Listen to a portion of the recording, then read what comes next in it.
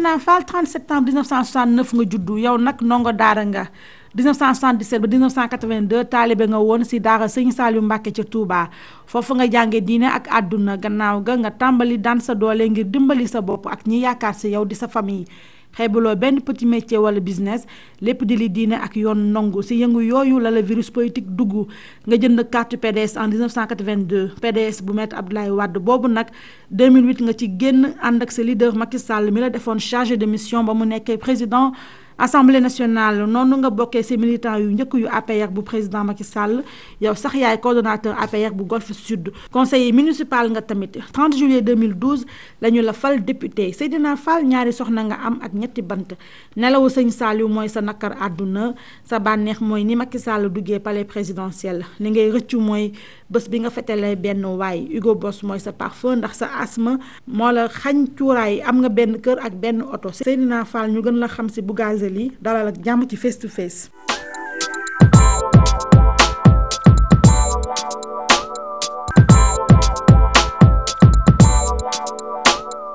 honorable depuis 2008 Dekkal Ngor ñi ngi ànd xam naa ci moom ay qualité yu bari yoo xamante ni moo waral tey mu nekk député parce que tey député kenn mënu ko fal sa bopp askan bi ñoo la koy fal ay qualité moo tax askan bi fal ko mu nekk député du peuple nekk député département de Guédiawaye li ma gën a marqué ci moom mooy taxaw bi mu taxaw président Macky Sall te muy dëgg ci moom ba fal ko ñu yóbbu ko jëlee ko premier tour yóbbu ko deuxième tour fal ko président de la république fii ci Sénégal te Seydina Fall am rôle bu mag ba mu ci joué fii ci département Guédiawaye. wax dëgg yàlla nit ñi sentir nañu am nañu député ci Guédiawaye loolu il faut le dire nag et le répéter mooy dëgg ci ñun xam nañu Guédiawaye am na député. ñeneen ñi fi ne député yëpp gisuñu leen ñun dégguñu leen wax dëgg yàlla moom rek la ñu gis moom la ñu dégg te it yemul ci fii mi gi mu dëkk de demal golf demal Wakhinane demal Nimzaat demal fépp foo mënti dem ci Guédiawaye Bougazelli dong la ñu xam ci député te loolu moom moo ko jëfee mënoon ni sama quartier dong laa yem waaye yemul ci quartier kon loolu ñu ko ciy ñaanal yàlla na yàlla guddal fanam dolli wéram lu mu man ren yàlla na mën lu këpp. damay tëdd ba xaaju guddi mu woo ma téléphone tel problème telle personne am na problème ak police wala lii am na fi wala lii am na ci gox bi jugal ñu dugg ñu dem intervenir kon donc nekk na député boo xamante ne Guédiawaye rëccuwuñ ko benn yoon ñi ngi koy ñaanal nag lii ñëw ci kanam gën a yaatu gën a parce que nit ku yaatu la ku mën a joxe la ku mën a bokk la te problème mu nit problème am la kon donc ñi ngi koy ñaanal yàlla di ñaanal njaboot gi di ñaanal xaritam yeeg képp koo xamante ne responsable nga nekk biir Golf Sud tamit.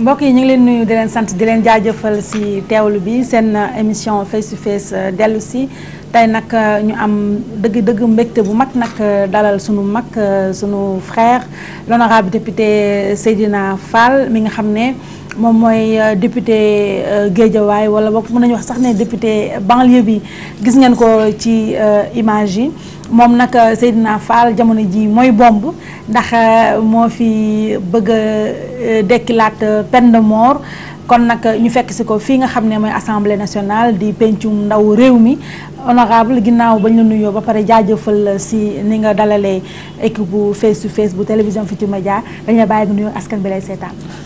merci Aïssatou maa ngi lay nuyu yaak ñi nga àndal di nuyu téléspectateurs yi di nuyu sénégalais yëpp. voilà alors honorable peine de mort lan moo la xiir si bëgg ko dundalaat. li ma xiir si bëgg ñu dundalaat peine de mort. bari na. parce que boo xoolee jamono yi suñu réew mi fi mu toll ci crime yi fi am. jàpp ay nit di leen rey mel ni kuy rey ay xar te boo ko defee am na su ñoo xam ni bu ñu ko defee bu ñu leen jàppee seeni mbokk dañuy dem wuti ay këyitu dof ne dafa dof ñu bàyyi leen. am na su ñoo xam ne dañ koy def ñu jàpp leen tëj leen ci kaso bi benn at ñaari at ñett ba 5 ans ñu bàyyi leen ñu génnaat. wëlbati ko defaat la même chose ma xool xalaat bu baax déglu ci askan wi xam ni lenn rek moo mën a jële fi crime yi mooy ñuy indiwaat peine de mort fii Sénégal. alors peine de mort boobu nag tey daanaka waxtaan bi li ci ëpp solo ci sujet boobu lañ ko nar a consacré ndaxte mooy actualité bi nga xam ne fi mu ne nii daal lëmb na jamono ba tax na dañuy teel a introduire kon suñu rubrique question mais tey nag rubrique question bi dafa jël beneen couleur li ko waral mooy dañu dem seeti ji benn expert di benn avocat boo xam ne bëgg nañu dëgg-dëgg moom comme praticien du droit la te tamit expert la en la matière mu gën a expliquer sénégalais yi dëgg-dëgg peine de mort mooy lan ak daal au Sénégal naka lañ ko mës a appliqué wee ba pare nag mu doog a poser question ki nga xam ne tey ji mooy suñu invité di l'honorable député Seydina Fall mu ñëw moom ci ay question honorable tontu ko donc honorable tey dañu am plaisir dalalaat suñu beneen mag di maître Baba Diop ku ñu ràññee ci paysage judiciaire bi ndaxte mooy avocat journaliste yu bari ba ci man mii di yàgg jàppale tamit dëgg-dëgg sénégalais yi nga xam ne am nañu ay jafe-jafe ak yoon mu jàppale leen ci wàllu défendre leen wàllu xelal leen mais également homme politique la ndaxte moom mooy créer li nga xam ne mooy kon merci di benn mouvement politique donc maître Baba Diop honorable mooy ki nga xam ne mooy introduire léegi ñu jox la ko rek nga teewlu ko déglu ko voilà.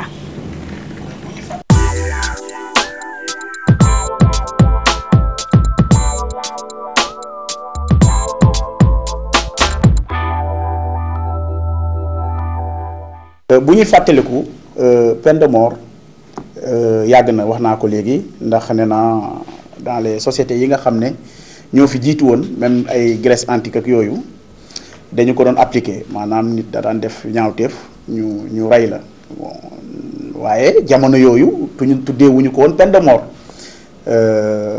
mënoon nañ ko tuddee justice privée jamono yooyu mënoon nañ ko tuddee talion maanaam rey nga nit ñu rey la. donc du woon ay peines yoo xamante ne ni da daan jógee ci tribunal alors donc waaye depuis 1756 wàcc ci suuf ci jamonoy Louis XIV ci la xelu dindi loolu njëkk a tàbbi. boo xoolee tey fii ñu toll ci doxalin boobu ci àdduna bi tey àdduna bi bu ñuy xayma dañuy jàpp ne réew yi ñu ngi toll ci ñaar téeméer à peu près ñaar téeméer ci ñaar téeméer yi boo ko seetee. am na ci fii ñu toll nii téeméer yoo xam ne peine de mort mi ngi ci seen biiru loi boole nañu ko ci seen loi ne maanaam mën nañu koo appliquer ku rey nit ñu rey la wala yeneen ñi xeetu ñaawteef sax du kese ku rey nit kese parce que crime bari na façon am na ku rey nit am na yenn xeetu càcc yoo xam ne aussi mën nañ ko jàppee crime waaye lu mu ci mën a doon rek boo xoolee àdduna bi ni muy doxee tey am na ci ñaari téeméer yoo xamante ne nii téeméeri réew yoo xam ne peine de mort mi ngi ci seen biiru loi mais boo xoolee ci téeméer yooyu ñi nga xam ne ñi ngi ko ciy doxal dëgg ñaar fukk donc ci lañ toll donc en fin de compte tey boo doon def bilan ñu ne peine de mort tey ci yan réew lañ koy doxal yépp weesuwul ñaar fukki réew ci ñaari téeméeri réew yi nga xam ne environ am nañ ci àdduna bi donc loolu rek war na laa may xel ne tey ci ñu ëpp ci àdduna bi ñu ëpp bu baax ci àdduna bi xëy na peine de mort daal dinañ ko teg ci suuf. bu weesoo li ma fi wax léegi li ma bëggoon laaj rek te du wuteel dara ak li ma fi wax léegi loolu mooy ndax projet bii nga xamante ne nii mi ngi koy yëkkati pour jëmale ko ci assemblée nationale pour ñu indi wat fi peine de mort ndax moom daf ci def jàngat boo xamante ne nii ci dëkk bi d'abord et ensuite ci borom xam-xam yi pour xam ndax tey jii réew mi ci wàllu criminalité dañu fi toll foo xamante ne nii jàpp nañu ne peine de mort kese moom moo war a mën a dindi wala wàññi criminalité boobu parce que gis nañu ne li fi peine de mort nekk yëpp ñaar yoon rek lañ ko mos a appliqué te mosul régler problème criminalité bi loolu mooy benn.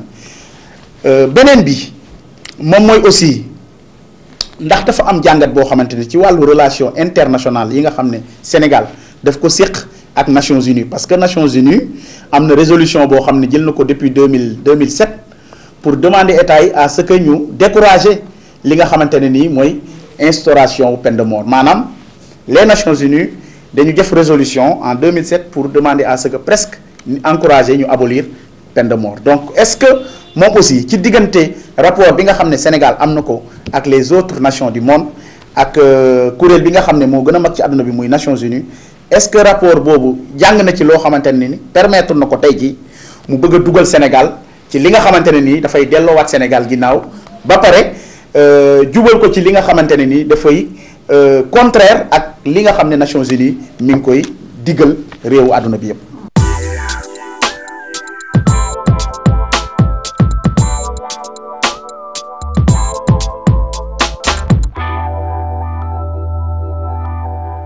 voilà honorable kon déglu nga maître Baba Diop ñu koy remercier au passage donc lan mooy sa tontu.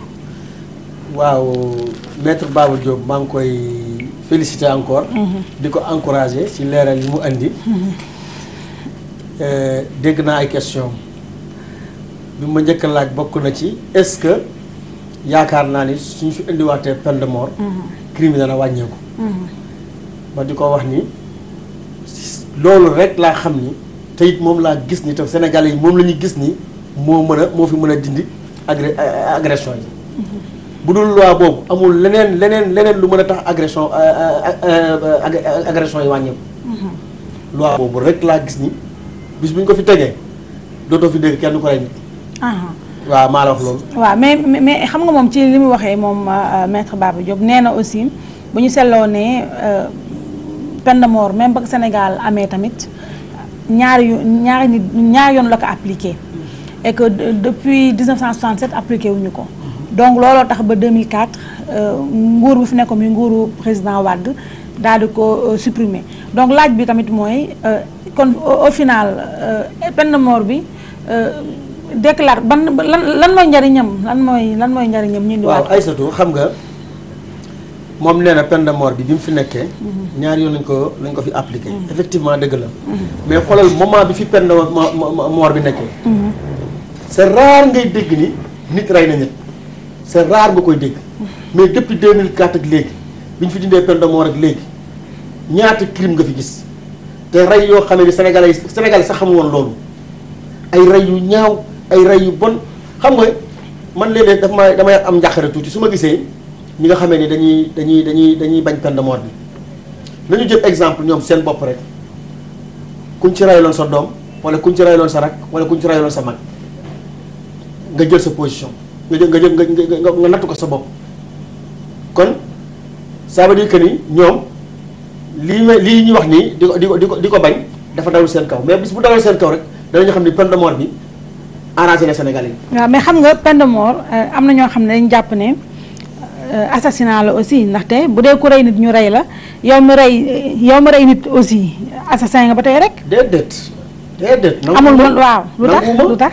parce que Aïssatou man mënuma concevoir nit jur doomam yar ko ba mu màgg dugal ko daara dugal ko école jàngal ko mu jël alalam def ci mu màgg tekki réussir yor famem benn sàmba booy jóge ci àll ba kar ko ci ruq bi daal di koy dëbb paaka mu dee mu jël alalam dem yoonam ñu jàpp kooku tëj ko ci kasa bi juróomi at bàyyi ko léegi te la ñu rey moom perte na te ka nga rey loo ko moom dong famille lëmb nga rey askanu lëmb nga rey kon donc man ci sama xalaat te loolu tëbuma tëb rek peine de mort loi bi tëbuma tëb rek nga damay def proposition.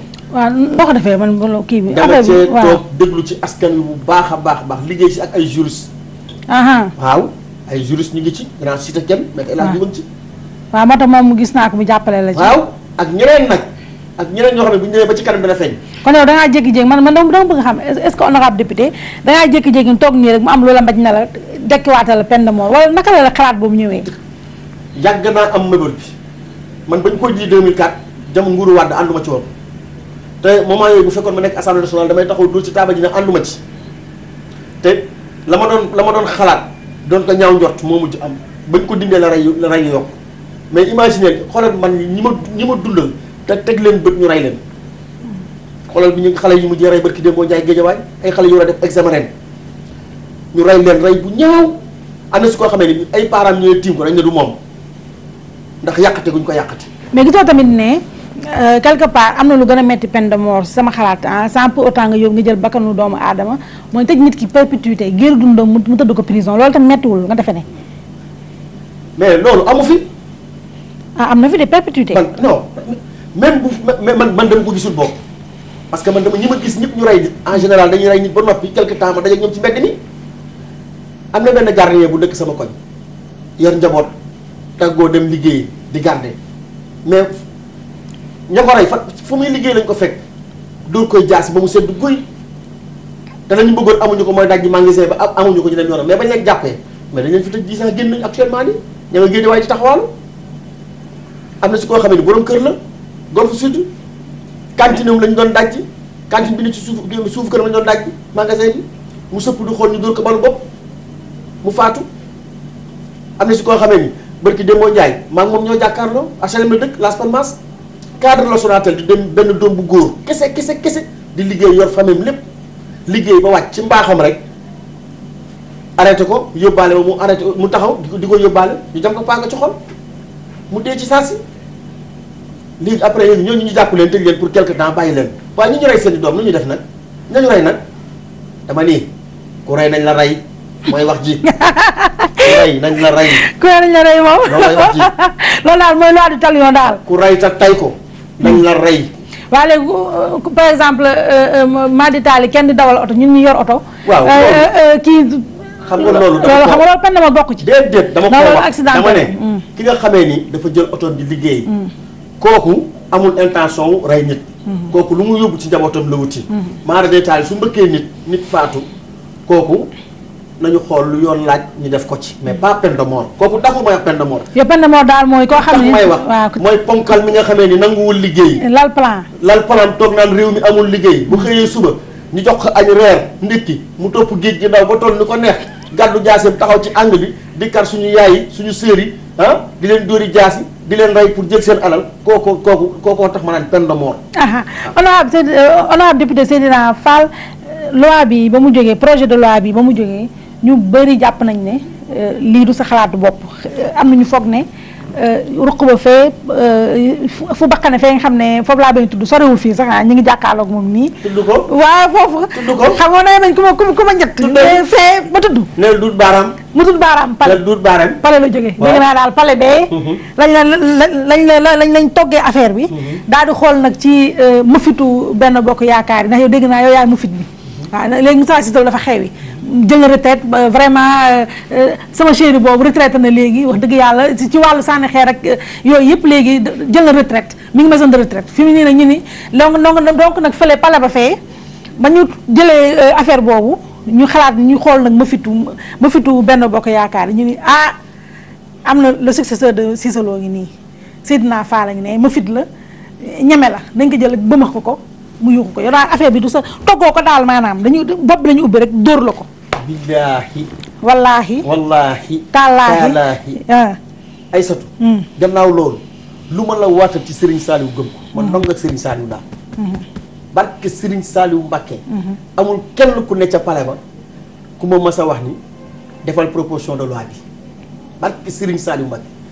rawal gëm naa man maa toog. xalaat askan wi ma fal. ma xool leen li ñuy dund. ci wàllu agression mu metti tar may dem ci yenn dëj yi nga xamee ni dañuy rey seeni nit ma gis lu ñuy dund mu metti lool ci xol seen yaay yi lu ñuy dund seen papa yi si njàqare gi ñuy nekk mais nekkatuñu si sécurité ma ni nag lii naa ci xalaat ma toog xalaat ci waxtaan seeg askan wi fa Géejawaay ba muy dëkk am ñu ma ci waxtaanal te bu ma tam ñëw fi de dama dem ci dëkk bi am ñu ma waxtaanal ñoom ñëpp ñu nangu loolu. ma ne nag comme que sénégalais yi ñu fal mais ñun war nañu mën a yor seen sécurité. seen sécurité nag bokk na ci ñu andi loi bi teg ko ci kaw taabal ji. waaw léegi loi bi nga jël teg ko ci kaw taabal bi foo ci toll dépose bi nga wax ba pare déposé nga wax wala lan. dama ñu ne tey semaine bii di ñëw di ngeen si dégg dara. kon semaine bi di nga bomb. semaine bii di ñëw di ngeen si dégg dara. ñun li ñu war a def yëpp def nañ ko. damay xaar ñi ma ko séqal rek am nañ benn réunion bu ñu war a def d'ici vendredi. bu ñu waxtaanee ba juboo nag Moustapha Niasse dina jot si document bi. defuma ko pour leen dama ko def ngir protéger sénégalais yi. waaw mais léegi honorable yow est-ce que foog nga ni projet de loi boobu accès ci table député yi sa naataango yi di nga ci am lu mu néew sa benn juróomi nit yoo xam ne dañu sagal sax yëkkati seen loxo. fii may wax ak yow Aïssatou. député yoo xam ne sax jotuma leen woon a gis. ñoom seen wàllu bopp bañ dajee assemblée lañ ne ma carrément ni bokk nañ si. parce que lu tax. d'ailleurs am na beneen député boo xam ne ni barki Demba Ndiaye ñu ngi koy bëgg a rey dañu ko bëgg a rey. kan la. suma collègue bi dëkk Pikine ginnaaw ray ba mu toog ci rajo di ko wax barki Demba Ndiaye ñu ngi koy bëgg a rey xam nga ko mel ni man du ma xaar nga di ma rey man balaa nga may rey ma rey la waaw man balaa nga may rey ma rey la. waaw justement non dégg naa am nga pistolet. bañ a am fital. ma xool. xool sama fital. non pistolet bi. am naa fital. non man nag vraiment honorable man maa la ñaan parce que man damaa fi mu gis nii sama làmb ñu rëy rek waaye am nga man sama genre gi nga xam ne doon yuuxu la ñu mun amuñu doole làmb ñun bu weesoo làmb ñu mun tus mënuñu ko. sama fital daal laa yor pistolet mi ngi nii sama poche. waaw ma xool waaw génnal ma waaw kii cat bi nii tuuti rek sama fital ngi nii ay mais am naa gëlëm mi ngi nii gànnaaw ana ma xool sama fital ngi nii man fu ma dem damay ànd ak moom maa ngi nii fital laa léegi fooykaay la dama waaw ba tey bu dee fowukaay baax na waaw ma xool tuuti bu dee fowukaay laa ngeen ñama doon jéem a agressé laa ngeen ñama doon jéem a agressé rek xam ne ndax fowukaay laa yoroon déet noo def laaj leen rek waaw ma xoolaat tuuti mais dëggantaan li vrai la ay satu bu ñu paree dinaa la ko li dëggantaan bu ñu paree dinaa la ko wan mais est-ce que am nga port d'arme yow waaw bu ma xam woon du ma ko yor su ma xam woon du ma ko yor te yow jot ngaa tiire yow te parce que portrait bi nee nga ne li nga rëcc mooy li nga mës a ñamal kenn waaw ñu xool pistolet bi honorable génneel ma xool dama xool non xam nga kon honorable kon damay taxaw kon du ma xool du ma def émission ay satu preuve laa bëgg preuve xool mais parce que am naa lu nga waxee am naa gëlëm ma nga ànd ma nga gànnaa mais jotama tuuti ma xool rek ay satu sama fital ngi nii sama poche maa la ñaan sama fital ngi nii ay satu du xaar ku ma rey man waaw génneel man sama fital ngi nii fital laa yor dama du xaar ku ma rey léegi ban kii la ban marque la ban affaire yooyu en tout cas P22 laa yor comme ñëpp waaw P22 mooy bu grave wala en tout cas daal moom jël naa am naa sama fital depuis quand nga xam lii sa fetal bi yàgg na waaw boobu nekk ko si bagage si baax yeeg yooyu waaw avant ma ci nekk laa ko te bii nii foo ko jëndee fu ma ko jëndee fu ñuy jaayee fital si réew mi fii ci réew mi fii wut ay këyit yu wóor te yow am nga audace yow jàkkaarlu jota njaay mi tiire ko laa yoon ñi ma doon agressé xam nga man du ma dof ba yor fital di tëli ci mbedd ne ko dof waaye ku ma war a jël sama bakken bii ma jël sa bakken kon daal sénégalais yi yéen agresseurs yi nga xam ne yéen ngi seetaan face to face kii bi yoo ngeen bokk fi numéro bi yoo ngeen bàyyi ko waaw fan ñuy passé rek am na ñu ma doon menacé yow mii sérieux noo def am na ñu ma doon menacé man leen du ma porter plainte du ma dem ci yoon du ma dem fenn waaw ku ci bëgg rek ku ci xaru rek ku ci fekk ma sama kër man ay satu kon yow ama garde corps non soxlawu ma garde corps soxlawu ma ko yàlla doy na garde corps soxlawu ma garde corps ak bii ak sama lii ma yor nii te yow tout le temps yaa ngi ak moom foo ma fekk maa ngi ak moom fu ma nar a dugg nga ni ma du fa dugg sax ma bàyyi fa ma doon dem ndox tamit dañuy rey nit ñi comme ku yaay xar waaw te yow kenn du la bett daal dama loolu laa dul nangu nag loolu laa dul nangu waaw léegi honorable kon ginnaaw nag man pour la première fois dama bi gis naa pistolet xaama nooy waatu ndaxte lii mais dëggantaan honorable antum rek li nekkul fooyekaay du jouer bu dee foofukaay di nga si xam dara du jouer bu dee foofukaay bu ñu paree émission bi mën la ko waaw léegi kon yow vraiment foog nga ne que projet bi bu accès ci table bi sa nawle yi bu doon sa juróomi nit dañu sagal yëkkati loxo xam nga danger bi fu mu nekk ci député yi mooy projet bi bis bi ñu ko tegee xaw ma ban député mooy am fit na du ko voté yaakaaruma ko bokk waaw parce que ña la fal bu boobaa danañ xam ni yow veillé woo seen sécurité ña la fay su boobaa danañ ne yow yaay bokk nga ci ñuy protéger agresseurs yi mais léegi député kii bi projet bi comme yow nee nga amoon ndigal de l'autre côté mooy kër gu mag gi fee ñoom joxuñu la ndigal mais léegi bu waa kër gu mag buñ la wooyee na la Seydina lii dañoo bëgg nga jël ko teg ko ci suuf nag di nga teg ci suuf nag waaw xam nga président Macky daf ñoo mës a woo ñun député yi ñu ñëw mun nañu dama bëgg ñu waxtaan bi may waxtaan ak yéen mooy bugguma ngeen dem assemblée nationale nekk fa député parti bugguma ngeen dem assemblée nationale nekk fa député coalition dem leen assemblée nationale askan wi leen fal ngeen nekkal fa askan yi bugguma dégg kenn na député Macky Sall laa kon xam nga kooku liggéey la ñu sant assemblée nationale bàyyi ñu nag kenn ku nekk ak sa xalaat na la xoolal lépp luy doxal réew mi ak lépp luy dimbali askan wi ki la wax loolu kay saa waaye tënku la ci dara. daan ne assemblée de rupture laa bëgg député de rupture laa bëgg kon donc président Macky tënku ñu si dara bokkut ak député yi fi nekkoon nga xam ni Ablaye Wade da leen di woo naan leen def leen nangam ak nangam ak nangam bàyyi leen nangam ak nangam du ñu xool bëgg-bëgg askan wi. waaye léegi yow tontu woo ma de. waaw bu la patron bi wooyee na la tërël yi def ci suuf nooy def. su ma wooyee ma déglu ko su ma wooyee. danaa ko déglu su ne ma lii damaa bëgg nga teg ko ci suuf ma laaj ko lu tax. bu ma tontoo man ma wax ko sama position man tamit parce que man tamit dafa am lu ma gëm. waaw xamal ko ni man tamit sama ngëm-ngëm lii moo tax ma def lii. mais est-ce que ci lii waxtaan nga ceeg moom. waaw pour le moment waxtaanaguñ ci nag wax dëgg yàlla. dama parce que moom mooy li ma la wax léegi rek. moom daf ñoo may suñu liberté totale. toogul fële rek di ñu teg pression ndax dafa bëgg ñu liggéey réew mi te lii bokk na ci li jëme réew mi kanam. waaw léegi mais kon yow xanaa bala ngaa yóbbu affaire bi ci fii da nga waxtaan sa chef de parti au moins même bu dee woowug la sa yow xanaa di nga jéem a def dox ay jéego sax fëgg bunt bi ne ko nag patron bagage bi laa indi. xam nga lu nekk mën naa nekk. waaw waaye comme que moom dafa am wàllu woo xamee ni moom lañ ko féetalee. mu am wàllu wu ñu féetalee am naa yaakaar ci man wàllu yu ñu ma féetalee war naa mën a am xalaat ak sañ-sañu doxal. kon ni ma tax sama xel joxe ni yaakaar naa dana baax. kon ma doxalal léegi leneen li mooy ba tey ci projet de loi bi am na nag ñu bëri ñu jàpp ne lii booy gisee nga yëkkati projet de loi bi bëgg a siiw a tax parce que dangaa bëgg promotion bëgg buzz bëgg nga nag nit ñi xam boo génne ci mbedd mi comme si solo léegi xewi na dégg nga léegi boo génne ci mbedd mi ñu ni Bougazelli ngeek nan nu koy waxee sa tur Bougazelli ñu ni Bougazelli ngi joxoñ la xam nga gars yi di la woo xam nga promotion yu buzz yi yaa ngi am ñaareel man madame Fall faalewu ma la nga am ñetteel dégg nga xale yu jigéen ñi dara la ñu naan la ma nga nekk star bu bees donc bëgg siiw bëgg promotion moo tax nga teg projet boo xam ne leer na la ne yow du antu nga ne mais naa ko teg rek sama yoon nekk si lu ma am jël Aïssatou man ku ma xam dëggantaan dégg nga Bougazelli Géejawaay lu ko dalee kaas ba sans filière foo taxaw laajte Bougazelli ñu wan la ko. kon waaye national la ko waaye national la ko man dama daan football. waaw dama daan football équipe nationale bi. jaar naa mais dama jaar ak petit camp ci koñ bi rek. déedéet équipe nationale bi jaar naa fa. mais dafa bu mag bi nu mu tudd yow. Bougazelli bi moo xam nga Bougazelli bi dégg na ko. bi gën a mag bi mooy ban coupe de lan. dama ñu la jàppale ma bu mag bi mooy li fi gars yi jour nawetaan fi ñu ñaan dem mooy lan bu mag bi Ligue des champions wala lan. Ligue des champions mais dugg ko Ligue des champions. waaw ba tey waaye équipe nationale Sénégal football naa ko.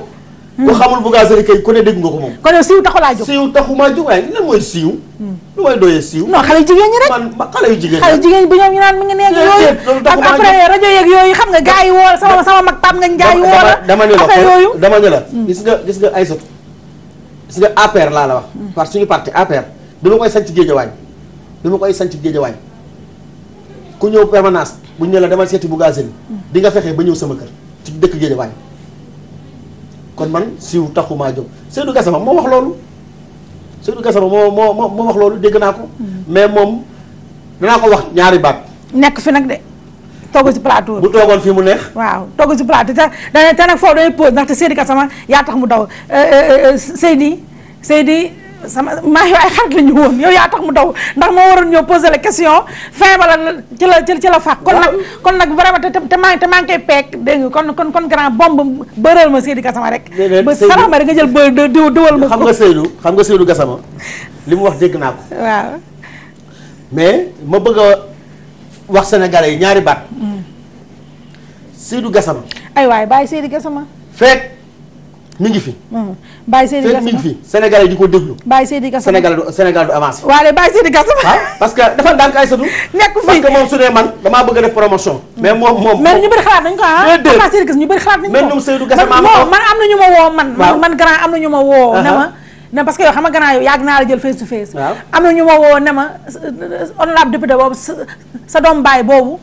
promo lay ut ak buzz ak siiw du Seydou Gassama waaw mais ku nekk ak sa xalaat. waaw ku nekk ak sa xalaat ku nekk sa xalaat. waaw léegi kon nañu avancé si leneen mooy kon nañu dallu ci peine de mort bi loi Sada Ndiaye bi dégg nga ko mooy Omar Sarr kooku tamit sama xarit la ma nga foofu ca réew mi bu parti démocratique réew mi bi Idrissa Seck te yéen a bokk fii assemblée nationale moom moo ni ñu koy waxee moom moo initié donc moom mooy waaj a déposé donc ce projet de loi là yow bu ñëwee da nga voté. ma wote loi Sada Ndiaye bi. waaw di delloo président assemblée nationale. waaw Moussa Wagne sa xarit bi. 5 ans. waaw. foofu dana am lu ma ci leeral tuuti. xam nga Moustapha président Niass. bi ñuy doog a ñëw daf ñoo woo man tamit recevoir ma. mu ne ma aw ma benn ambition lu dul jàppale président Macky Sall. ba li ko Sénégalais yi dénk mu réussir ko. man ni ko alhamdulilah rabbil alamin ma jàpp ni nit la koo xamee ni. nit ku fonk kàddoom la. mais quant à pour le moment fi ñu toll nii mën nañu ko renouveler mandat chaque 1 an ñu renouveler ko. chaque 1 an mën nañu ko renouveler chaque 1 an ñu renouveler ko mais quant à nag votel ko pour mu nekk 5 ans fii. assemblée nationale. balaa caag bu boobaa man ma doon candidat président assemblée nationale. ndax loolu. waaw ndax nag buñ ko naree bu nar a nekk 5 ans président assemblée nationale yoo xam ne dañ koy voté. c'est-à-dire xam nga on est en politique. te dara wóorut. xam nga lii yëpp lu ko indi mooy Idrissa Seck. te ñun yëg nañu bi muy jóg dem di seeti yeneen leader yu guddi. dafa foofu point ndax loolu c'est intéressant nañ dem naan ji best dellu si ñu dem xool ji waa best dellu si.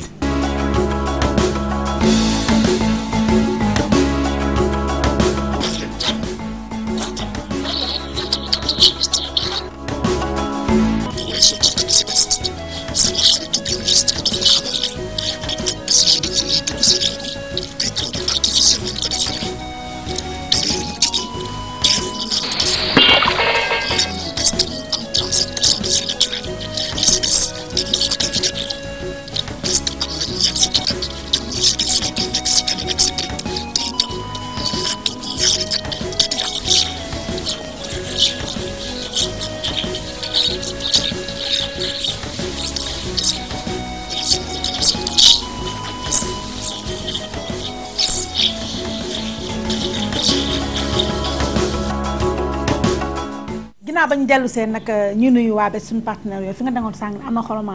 waaw nga Idrissa Seck fu mu. dama ni da doon dox guddi. yàgg naa dox guddi. Idrissa Seck. yàgg naa dox guddi c'est-à-dire Idrissa Seck. dafa mënta gëm ni. Macky Sall mooy président Sénégal. dafa mënta gëm ni. adduna du yàgg moom ba mu yor Sénégal moom. parce que lu tax nit jikkoom. Sénégal yi ñoo woowul président Macky fal ko. 65% des Sénégalais fal ko. man de deuxième tour yi bokkoon naa ci ñu def benn sortie ne président na dem maslaat ñëpp waaye bu mu digg ak kenn dara man moom bokkoon naa ci ñu waxoon loolu. tey Idrissa Seck mi taxaw tey jii nar a indi problème fii biir assemblée nationale. mais loolu du jàll ak ñun du jàll. mais ban problème la fi nar a indi. waaw parce que bu fekkee ne dafa jékki saa yi génn. daal ne nañu voter Moustapha Niasse 5 ans yi bàyyi ko fi xaar ba tey mu di ko doog a wax. c'est parce que am na lu muy préparé. mais comme ça li nga waxoon nga ni Idrissa Seck dina dem si guddi gi di seeti ji ay leader. waaw pour lan noonu. dama ne la dafa am leader dafa am ku mu seeti benn responsable politique bu mag. bu mu seeti dem ñëw guddi daal nañu voté loi bi nañu delloo loi bi 5 ans. te loolu xam nañu li mu si jublu mooy jaxase Macky Sall ak Moustapha Niasse. kon xanaa kon Moustapha Niasse la dem seeti ji kon. xaw ma de mais en tout cas daal. jaxase Moustapha Niasse ko tax a jóg. ak président Macky Sall. waaye président Macky moom nit la koo xamee ni ku fonk kàddoom la. nit la koo xamee ni ku am ngor la. nit la koo xamee ni lu mu la wax dana ko def te Idrissa Seck mi mënu ko jaxase ak Moustapha Niasse. waaw léegi loolu lay dox waaye du sotti bu yow mu toog. waaw mais justement honorable parce que vraiment c'est vrai que sa temps yi sénégalais yi ñi ngi xaw a nooy tuuti ci seen mattante yéen waa APR ak waa Idrissa Seck bu réew mi. mais yéen lan la yéen ak Idrissa Seck ay doomu bàjjen ngeen wala lan la. waaw gis naa ne doomu Aïssatou. waaw lan la Idrissa Seck 8% la am ci élection yi. waaw wallahi azim. buñ ko bàyyi woon mu dem. élection législative du am ñaari député. mais bàyyi leen ko mu dem nag dangeen ko soxla ngeen woo ko. mais Macky Sall ci ngorom. ci mbaaxam mu xañ ay responsable APR. xañ leen jox leen moom ñu am 9 députés ci ñoo xamee ni yow ñoom bu ñu demoon ñaari député duñ ko weesu. yaa ngi may dégg. mu dem ba ci biir nag daal di bëgg a xëpp si tere ji suuf na mu defoon Ablaye Wade man su ma doon président Macky damay tàqali ko moom bu yàgg warul woon egg moom fii.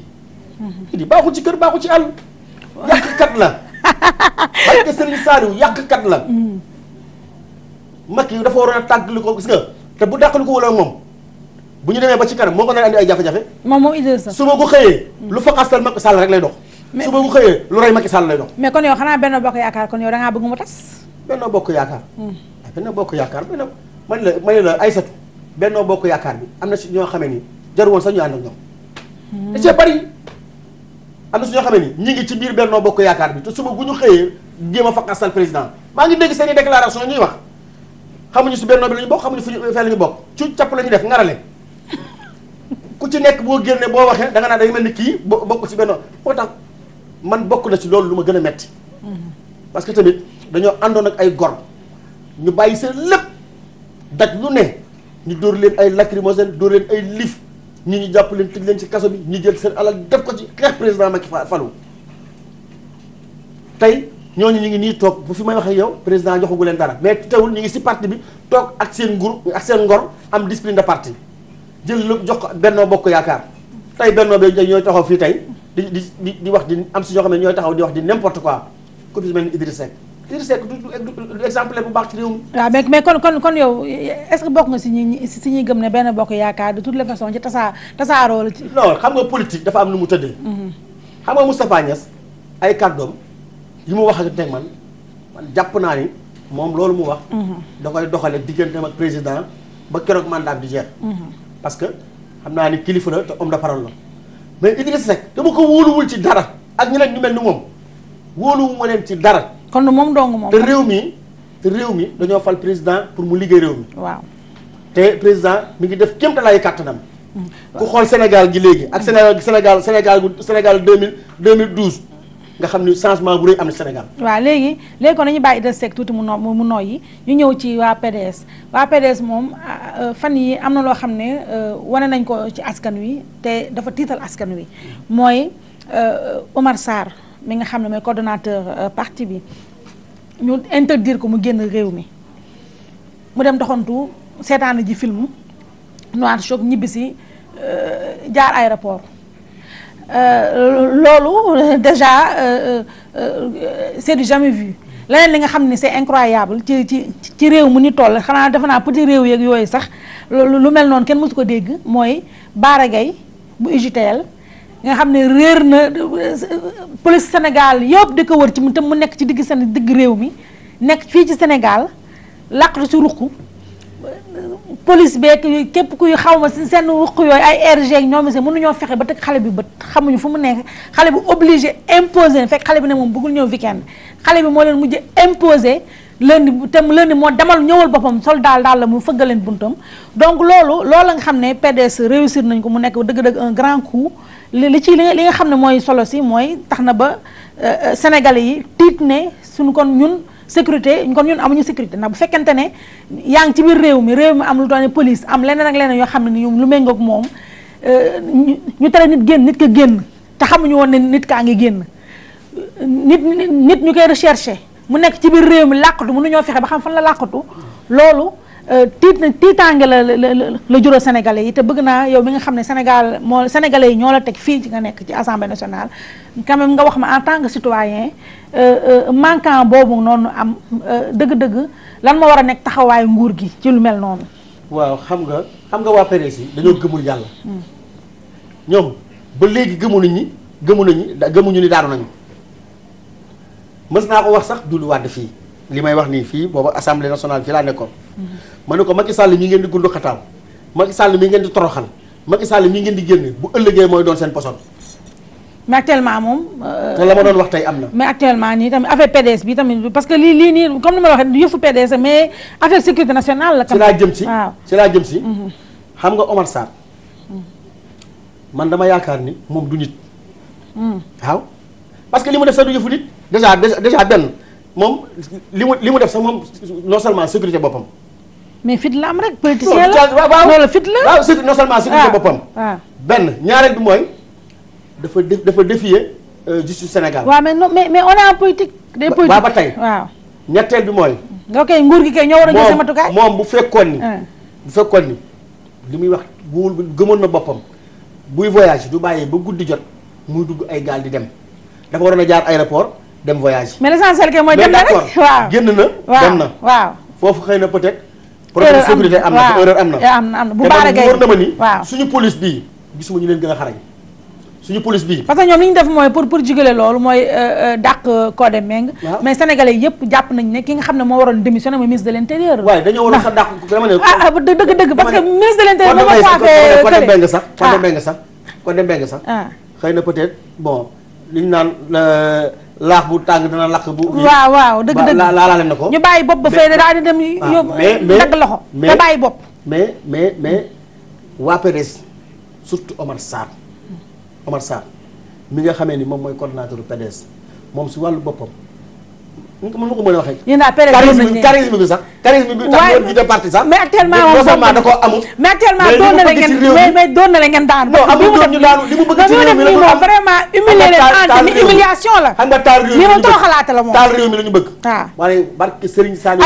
ak Baara Gaye bi mu leen door bëgg démb nag. non Ba ngeen koy réer. Baara Gaye moom di ko jeex ci dëkk bi. gis nga Baara Gaye moom laa lay wax. gis nga bis bu noppiwulee.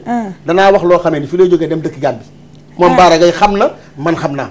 yow loo ko xamal loo xam ne Baara Gaye xam na man xam naa. waaw loo ko xamal désormais parce que benn non seulement Macky Sall bi muy saaga. fan la ko teg mais Macky dafa am ay doom dafa am njaboot. ba noppi il est le président de la République il est le président de tous les Sénégalais. non seulement da ko war a jox cër ba mu mat sëkk dama mës a toog dama am lu ma bëgg a nettali su la gàtt. dama mës a dégg Serigne Saliou ne Macky Sall Abdoulaye Wade de bokk na si ñu la fi indi ngir ma lay ñaanal ma sant la liggéey ca sama daara ja nekk ca ndookaa nga defe ko lu fóox a sama jort ma sant la ci loolu gërëm la ci coow li am sa digg ak moom nag ku nekk ngi ñëw di ma wax waaye liñ ma wax yëpp gëwuma ko yow liñ ma wax rek laa ci jàpp ne mooy dëgg te it nag may rafetlu sa taalibe bu baax yaa ngi may dégg waaye maa ngi lay digal fexeel ba Abdoulaye Wade moomee bu ko wax mukk lu ñaaw te bu ko wax lu ñun ñii bu ñu mësaana way góor gi dee na suul nañ ko Macky day mer bu ko kenn wax musu ñoo sant ñu wax Macky Sall Abdoulaye Wade mu ñaaw lu ñaaw te di gis Abdoulaye Wade toog na fi ba jóge fi Macky Sall musu koo wax lu ñaaw Macky Sall musu koo xas lu léegi nag ñoom ñu jël leen Sénégalais yi jël leen sànni leen fële jël réew mi dénk ko Macky Sall Baara Gaye toog wax ju ñaaw ju ne mu jël ko yàq ko Macky Sall mais Macky Sall moom dafa am njaboot waajur dafa am ay doom moom waajuram lan la moom Baara Gaye waajuram lan la dama nii na bàyyi Macky Sall Sénégal dafa xamante nañu man ak moom xamante nañu bu baax a baax a baax. fi ngeen xamante te barke Serigne Saliou Mbacké. bis bu ngaa nga tee ci Macky Sall. danaa ko wax loo xamee ni fii. ba muy dee dootul yow a Sénégal. mais loo ko xamal vraiment honorable loo xam ne wala dañuy xëbalaate nii rek du yuuxu nii non waaye maa ma xëbalaate man maa ma xëbalaate. PDS laa nekkoon. dama ñu la PDS laa nekkoon fa mu doon toog di xërëm Ablaye Wade pour mu fal ko. bu ma tax a wax de. xërëm fa mu doon toog di xërëm Ablaye Wade pour falu. comme tey ci man. na Baara Gaye yam xërëm mooy genre dem si benn sëriñ yooyu. waaw dama ne la fa mu doon toog laa la wax. waaye di xërëm Ablaye Wade. waaw mais itam grand loolu def ca fa mu doon toog di xërëm Ablaye Wade. moom xam na moom xam na wala yéen ñaa yéen a ànd. déedéet yow yéen a ànd sëriñ ñaar te yow sax yow dégg naa bu xaabu mag nga yow est-ce que yow boo xale bi ci sëriñ ngeen toog yéen ñaar. moom moo gën a safle. moo tax mën a waat dafa fa mosuñoo ànd ci sëriñ. kon noo ko xamee ko. waaye moom xam na man xam naa. te doo ma ci may dara. loolu mi ngi suñu kanam moom Baara xam na man xam naa bis bu toogaa bis bu génnaatee fii wax barke Serigne Saliou Mbacké dana dégg loo xamee ni fii lay jógee dem dëkki Gambie te mu yeggee Gambie yaa ngi jàmm ndax mais comme li nga wax léegi nga ne dafa dem di xërëm Wade mais fii ñëpp am sëriñ man maa ngi ni man maa ngi ni damay naan takk di def lépp jatu njaay pare yow yaa ngi ni téere kese nga ak saafara bisaan ma pare ñu ñëpp mais loolu c'est pas grave ça ñëpp am sëriñ quand même dama ni lu xale bi def lu grave dama ni moom la mu def moom xam na man xam naa. waaye doo ma si may. moom xam na Baara xam na man xam naa. barke Serigne Saliou Mbacké si nga bu génn tee wax. waaw looy wax bu génn tee wax. dootul waxati ba àdduna tukki. barke Serigne Saliou. kon daal lépp loo kon affaire bi kon léegi weerante la bu génn tee wax te mayatuñ ko muy génn di wax. waaw kon affaire bi léegi weerante la fu mu waxatee rek dina dégg. mais stade wu leen parce que xale bi doon na la ay bomb yu rëy yoo xam ne ñu tardé ñun dañoo yar. man donga daara laa man donga Serigne Saliou laa. waaw man dañ ma yar. yaa ngi may dégg. te dama mës a dégg Serigne Saliou di wax naan li gën a bon ci àdduna mooy nit kuy tooñ. waaw tooñ moom. mooy nit kuy tooñ moo tax ñuy moytu lu bari. waaw waaye dafa jeex takk. waaw léegi ñoom waa PDS. dootu ñu leen may lu toll ni virgule ñu koy waxati Macky Sall. te ñoom ñëpp nag ba ci Omar Sarr nag. yow daal li si am daal mooy yow daal doon nañu ay dóor yu metti loo koy wax léegi local yi yow candidat nga maire Guédiawaye wala. local yi maire Guédiawaye du ma candidat. parce que xam nga lu tax wóolu sa bopp wala. kay man sama commune dama koy gagné. yow mii. man mii. Aïssatou man politique rek laay def man ba ma fa nekk di politique kenn mësuma gagné commune Golf Sud. PDS ba APR. mais kii nag Aïda Sow Diawara fu mu bokk fan la. kooku socialiste la. waaw mais du yéen a bokk parce que yow yaa ngi nekk dëkk si seen ginnaaw. waaw du yéen a bokk diwaan ak yooyu. ñoo bokk diwaan mais bokkuñu parti. waaw mais kon moom xaw na sonal moom sama yaay jooju sonal nu ma sonalee. sonal tay ma wax la nag mooy maire ba. Golf Sud. premier tour yi yóbbu na la Ardo. yóbbu Ardo defal ndànk. la ma yóbbu Ardo. xam nga ñoom yaa nga teer de. PS xam nga ñaata lañ jël. ñaata lañ jël élection yi. troisième la ñu jël Golf Sud. mais au moins. troisième nga ne yóbbu na la Ardo. mais maire ba du ñoom la. non maire ba Benno Siggil Sénégal la. waaw mais quand même ñoom ñoo fa toog. ñoom ba ñu fay nekk Benno Siggil Sénégal boobu ñun ñu ngi doog a ñëw 2 mois. honorable daal dekkal ngor la mais li wér te wóor. li wér te wóor mooy élection yi présidentielle yi moom. muy AP muy PDS. muy AFP. waaw muy PS muy réew mi ñoom ñëpp dañ leen a fët premier tour ñun la ñu gagné Golf Sud ñun. te Golf Sud mooy commune bi gën a rëy ci département Guédiawaye. waaw léegi grand juróom minute moo ñu dese damaa bëgg si juróom minute rek dëgg da nga taggal ñu suñu président bi Macky Sall loo mën a wax ne ma def na fi lii. Macky Sall dut baaraam. Macky Sall lu ndaw rek ne ma def na fi lii. Macky bëgg dem moo Njaay wàññi na dund bi. wàññi na dund bi. ñaar bëgg courant bi daan coupé guddeeg bëccëg kuy xam ba tey defal ndànk rek defal ndànk suñu kër ba léegi amuñu courant da nga naan wàññeeku na ba tey Aïssatou dama ne da nga naan wàññeeku na moom ñun Guédiawaye ñoo gënoon a sonn ñëpp ñun dañu daan toog 72 heures daaw ñu am courant 72 heures bi Macky Sall ñëwee ba léegi bi Macky Sall ñëwee ba léegi bu ñu coupé lu mu bari une heure de temps foofu mo courant mo exemple du exemple kay ñun de dañu daan toog 72 heures jamonoy Wade ba wàcc si mbedd mi daaw ñu am courant mais Macky Sall ñu ñëwee ba léegi xale yi coupé tuñ ko waaw oui mais coupé baa ngi am ba léegi te dafa gën a grave te léegi mu jeex day tàkk 5 minutes wallaay azim léegi mu jeex truc waaw léegi à part boobu joxoon troisième bu gën a baax léegi kon 3 beneen kii bu baax exemple bu baax bu Macky Sall def mais li Macky Sall def mais réew mi am na sécurité pour le moment. déedéet am benn sécurité. am sécurité am sécurité Oumar Sarr du génn. waaw non Oumar Sarr du fërërëri xoolal li xewoon Oumar Sarr du fërërëri Mbarake du leen réer pendant 4 jours xoolal li xew li daan xew biir Dakar. mais amatu fi. waaw léegi. waaw léegi nag 5 minutes yi moom daanaka dafa naa 3 minutes moo ci des bi yii nag moom dama koy consacré ci yow parce que dëgg-dëgg Sénégalais yi bëgg nañu xam Seydina Fall. député bi nga xam ne moo yóbbu Ardo Cissé Lo ndax Cissé Lo dafa xewi léegi donc xam naa ne après man lay rey sama grand la après man lay rey ak ndéygéey waaw en tout cas xewi na Cissé Lo dégg nga Cissé Lo xewi na ànd ak ndéygéey ñoom ñaar ñi ànd xewi léegi li ma bëgg a xam mooy ci portrait bi te tam déglu naa aussi benn portrait boo defoon RFM ngay wax ne yow da nga teel a bàyyi jàng pour jàppale seen sa waa kër. moo tax sa yàggoo école. loolu laa bëgg nga dama ne tuuti. waaw man de ndongo ak Serigne Saliou laa woon. boo xamee ni làq naa ngërëmal Serigne bi. ndeysaan. wàcc. sama waajur wu góor làqu. ndeysaan. ma bañ sonn ma doon ko am jom takk sama ndigg nag. nangoo dóor waar jàppale sama yaay ak samay rak ba ni situation yi changé. alhamdulilah est-ce que parce que yow nee nga yàggoo école defe naa 4e nga wax ci nga arrêté. waaw dem naa ba 4e. waaw mais est-ce que te man li ma si neexaa mooy dégg naa interview boobu déglu naa ko portrait boobu yaa ngi si doon wax français man na dama yàgg bëgg parce que pour comme ni ko ñu bëri di waxee rek man li ma gën a gëm mooy intellectuel du rek ka jàng français nag ak anglais yooyu ndax loolu lettré la. mais intellectuel moo ko xam ne day xel mi day nàcc mu koy jëfandikoo donc tey man li ma si gën a neex mais courage bi nga am bañ a am complexe comme sama xel dem sama mag jooju mu si jaxatee namm nañ ko donc nga xam ne yéen amu leen dictature français complexe boobu wax français yéen lijjantiwu leen ndax jub naag jubul seen yoon nekku ci man loolu courage boobu moo ma neex. Aïssata ñu ñuy murid. oui ñu taalibe Serigne Saliou làq ngërëmam Aïssata man lu ma xool liir ko. lu ma xool lii ko lu ma bëgg bind ko tey jii la ma wax noonu le peu que je viens de parler je ne l'ai pas ramassé je l'ai appris à l'école nga war a xam ni Serigne Saliou dimbali na ma. waaw noo ko waxee léegi. barke Serigne Touba. nga ni ngay lépp la nga ni si pëlaat. le peu que je viens de parler. waaw je ne pas ramasser. il a appris à l'école. cum Aïssatou. waaw Serigne Saliou dañoo dimbal goo xam ne nii ndeysaan lépp lu ñu bëgg am ko. dëgg la barke Serigne Saliou. dëgg la ñun soo gisee suñu lépp ci yoon lañ koy teg. ak jub ak dëgg. ndeysaan loolu rek la. mu am solo moo tax santaat naa Serigne Saliou lool. waaw ba ñaa ko ba sama doom ju góor yëpp Serigne Saliou laa di tuddee. ah bon doom ju góor yëpp Serigne Saliou lañu tudd. waaw kon nooy def ba xàmmee leen. ah waaw yow Serigne Saliou borom njurul borom jàppandal borom dooka. mais honorable yaa neex kon yow li nga ñàkk yàgg ci banc école yi amul lenn loo xam ne nii tarafatal ay loo xam ne yàqal na la ko. yàqalu ma virgule yàqalu ma dara fu ma dem damay bokk. waaw barke Serigne Saliou da ngaa dégg daaj. fu ma dem damay bokk. waaw te intellectuel yi di wax nii ñëpp. waaw fu ñu ñëw taxaw ma taxaw fu ñu fa yóbbal dara mais est-ce que dama am nu ma bëgg a leeral. ci waa association des droits de l'homme. su ngeen ma ko mënee may tuuti. waaw tuuti rek temps bi jeex na. may wax ñooñu toujours soo xoolee seen position mooy par rapport ak li Sénégalais yi bëgg.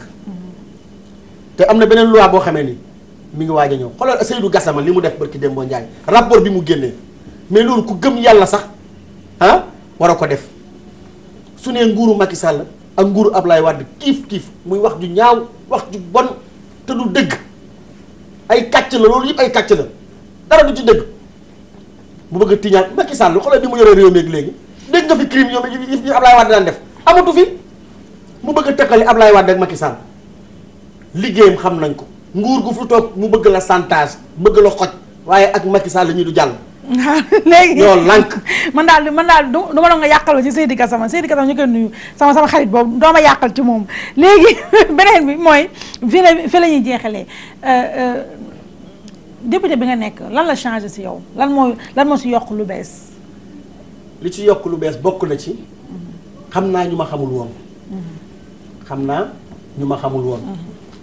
te yàlla suturaal na ma it ba. maanaam yóbbuwuma fenn fi. na ma daan dundee laay dundee. waaw changé woo gondi woo. fa ma daan dem laay dem ña ma daan àndal laay àndal. téléphone ba ma yoroon laa yor ku ma woo jot ma. aw ma gardien aw ma garde corps.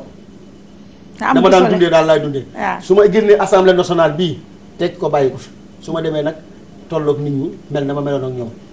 ndax dama mës a dégg Serigne Saliou ne yàlla su la joxee nguur jiitale ci kanamu askan te gënoo leen ay waajur soo amulee yërmande ci ñoom. mu jëlee la fa andi ko am yërmande teg seen kanam. ndeysaan loolu am na solo waaw léegi honorable nag daanaka sa émission jeex na ñu bàyyi la nga tàggatoo ak Sénégalais yi loolu dégg. waaw xanaa sant Serigne Saliou. te it di wax président Macky na gën a xoolaat Géejawaay. ndax am na fa ay responsable yoo xam ne ni dañoo rey seen bopp ba fii may wax ak yow ñu ngi toog ci mel ni Moussa Fall Ndeye Fary Kiné Fall Vieux Diop Abdou Sène Mika Ba tey ñoom ñëpp ñu ngi toog naam xam na leen te gëm naa ni fàttewu leen ndax ñooñu dañoo sonn ci Macky Sall xeex ngir Macky Sall damay am kersa sax dem seeti leen ndax situation yu nekkee may wax président ne leen bàyyiwaat xel te it nag mu gestu leen nu mu gën a gaawee ndax ba muy metti nag ba may nekkee Géejawaay ñooñu laa gisoon. ba may lal basan di woote réunion ñoom laa gisoon. ba may louer permanence ñoom ñoo ko doon cotiser.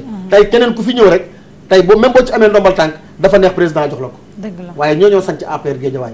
may wax président mu bàyyi leen xel te dañ ko fas yéene joxaat maire yi bu soobee yàlla. waaw d'accord maa ngi sant ñëpp di gërëm ñëpp di la sant bu baax Aïssatou Diop Fall. voilà donc honorable député la woon Seydina Fall di député Guédiawaye donc moo ñu dalaloon fii ci assemblée nationale ñu sekk ak moom waxtaan ñuy espérer nag que waxtaan bi neex na en tout cas man neex na parce que c'était fun et tout donc te dégg nga daaj ku la cuq nga tàkk te man yii laay wër kon yow booy naa ci sama xarit yu bees yi donc ñu koy jaajëfal lu bari moom honorable di jaajëfal également sama xarit bu bees bi ma am ci assemblée di nag awaña questeur kooku sunu xarit la dëgg mu ñuy jàppale ci liggéey beeg yu nu mel ñu koy nuyu di ko remercier di nag remercier sénégalais yéen ñi nga xam ne yéen a ngi safoo seen émission face to face di ko seetaan tous les dimanches à 12h ci TFM di nag remercier lu bari sunu partenaires yi ma si jiital nag sama mag comme d'habitude rek sama mag sama xarit Fatoulaye Kenna madame Sall borom complexe Sophia moo génn fii ci bopp bi génn fii ci maquillage bi génn nag fii ci lii Jatu Njaay jëlal ma lii bagage yi xaama defaruwaat bu baax honorable yaa ngi ree madame Fall gaawul laaj yii nag sama mag jooju moo ko xam nga ko amul mag moom man dama am ñaari mag ci réew mi ki ma féetee gauche mooy Fatoulaye Kenna madame Sall à droite Maître Nafissatou Diop Cissé notaire boobu kooku moo tax sax su may laal Idrissa Seck damay xaw a laal tuuti ndaxte lu ma foog Idrissa Seck sama pare mu dóoru ma dina ma ngadd yu bëri mais ñoom laa am si mag muy Fatoulaye ak Maître Nafissatou Diop Cissé mais nag Fatoulaye dama koy remercier lu bari lu ma si wax rek am naa li ma bàyyi ndaxte moom ak Nafissatou dañ maa bëgg ba mu leer àdduna mu leer ma nit lépp lu ñu am rek mu bëri mu néew foog nañ ne ci man la jekk ma leen di remercier di leen ñaanal ndax ñoom fête des mères bi ñu génn ñoom ay mère lañu waaye man it dama leen di remercier di leen souhaiter joyeuse fête des mères di ko souhaiter également sama yaay j'ai pas eu l'occasion ma def ko dimanche bi passé ndax mooy loolu xam nga bopp bi baaxul donc sama yaay nag moom jarul ma ci wax ma ci sori ndax ku ne xam na ni ma mel ak sama yaay dama ko bëgg